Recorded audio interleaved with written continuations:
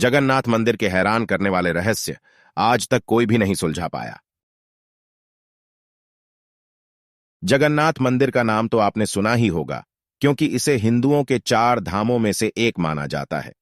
ओडिशा के तटवर्ती शहर पुरी में स्थित यह विश्व प्रसिद्ध मंदिर भगवान विष्णु के अवतार श्री कृष्ण को समर्पित है। यहां हर साल लाखों श्रद्धालु पूरी दुनिया से भगवान के दर्शन के लिए आते हैं।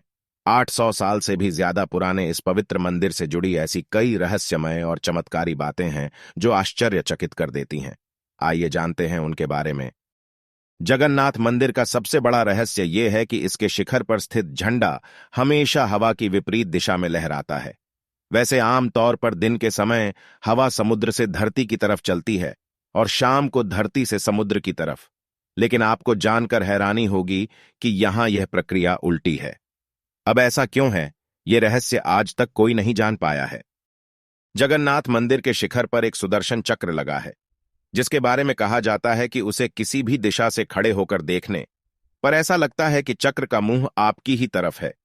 इसी तरह एक और रहस्य यह है कि मंदिर के शिखर की छाया हमेशा अदृश्य ही रहती है, उसे जमीन पर कभी कोई नहीं देख पाता। कहते हैं कि मंदिर के अंदर समुद्र की लहरों की आवाज किसी को भी सुनाई नहीं देती है, जबकि समुद्र पास में ही है। लेकिन आप जैसे ही मंदिर से एक कदम बाहर निकालेंगे, वैसे ही समुद्र के लहरों की आवाज स्पष्ट सुनाई देने लगती है।